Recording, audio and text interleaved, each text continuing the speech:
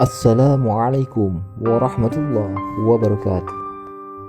Kisah nyata seorang anak Nasrani yang tertembak saat peringatan Maulid Nabi. Pada saat itu di Lebanon Selatan kebiasaan peringatan Maulid Nabi Muhammad SAW mereka rayakan secara turun-temurun dan selalu dimeriahkan dengan menembakkan senjata api ke atas untuk menunjukkan kegembiraan. Ketika itu, seorang anak Nasrani dari keluarga Gates yang terkenal terlihat asik menonton meriahnya peringatan itu. Tanpa disadari, sebuah peluru nyasar menembus kepalanya.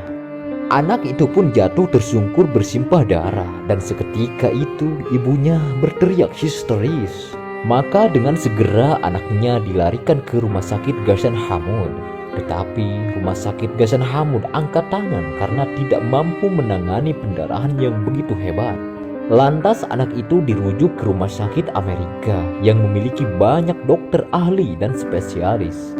Tapi begitu melihat kondisi anak itu, mereka juga angkat tangan. Karena panik penuh kecewa, ibu sang anak berteriak dengan kerasnya sambil berseru, "Di manakah engkau, hai Muhammad, yang mengaku sebagai nabi? Lihatlah apa yang dilakukan umatmu kepada anakku karena merayakan hari kelahiranmu."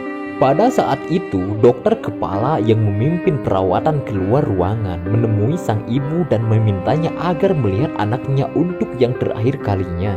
Ibu Nasrani itu dengan lemas dan papa masuk ke ruangan, diikuti dengan keluarnya para dokter.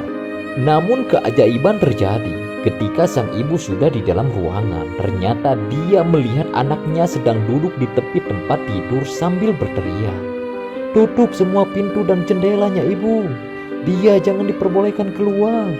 Antara percaya dan tidak, si ibu mendekati anaknya untuk memastikan kondisi anaknya. Sungguh sesuatu yang tidak masuk akal. Kondisi anaknya begitu sehat dan bugar, serta tidak ada bekas luka tembakan sama sekali di kepalanya, apalagi bercak darah. "Anakku, apa yang terjadi?" "Ibu, dia datang mengelus kepalaku sambil tersenyum." "Siapa dia, sayang?" Muhammad ibu," jawab anak itu.